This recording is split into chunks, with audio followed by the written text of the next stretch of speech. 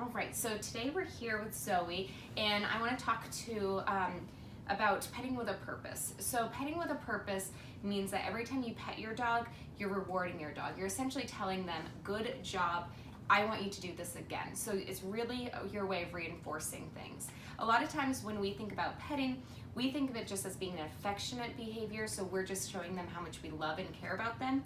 But dogs perceive it in two ways. They do experience it as, love and attention, but they also experience it as being something that's literally telling them, good job, gold star for you, way to go. So for example, if you bring your dog to the vet and they get nervous, they are going to be more likely, if you pet them, to try to soothe them, calm them down. If you're petting them when they're nervous, you're essentially telling them, every time you go to the vet, I want you to be really nervous. Act like this. This is the appropriate response. So we want to try to, in the inverse, not pet our dogs when they're being anxious or doing behaviors that we really don't want to be telling them to repeat or to do again. In the case of anxiety, you can redirect attention and get them to focus on something else. But what we do want to do is pet them when they're doing the behaviors we're looking for.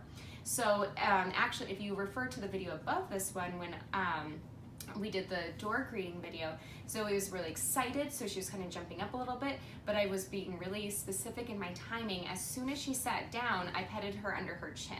Petting under the chin facilitates their dog's nose going up, which is an indicator of that they feel good about themselves. So by literally petting under their chin, it's also a reinforcement of, you're such a good dog. So I petted her under her chin. As soon as she got out of the sit, I stopped petting her. So she's starting to attach the meaning of, I pet her when she's doing a very specific type of behavior and she's calming herself down. So for Zoe, in her example, is what we want to make sure is we're petting her advantageously when she's doing what we want, with good timing, especially in the beginning. In the beginning, if she's getting excitable about something and then she does self-regulate and calm down and sit, you want to make sure you're petting her pretty quickly, as fast as you can, not fast like this, but like as soon as she sits, try to make sure you're petting her at least a little bit to help her understand and make that connection between really good timing, so she knows what is her behavior doing to cause her to get that kind of positive reinforcement. The other thing is just making sure that to kind of get that timing down really well, is to be very consistent. Every time she does this in the beginning and she's sitting down and being a good dog, go ahead and pet her, so the more repetitions she gets.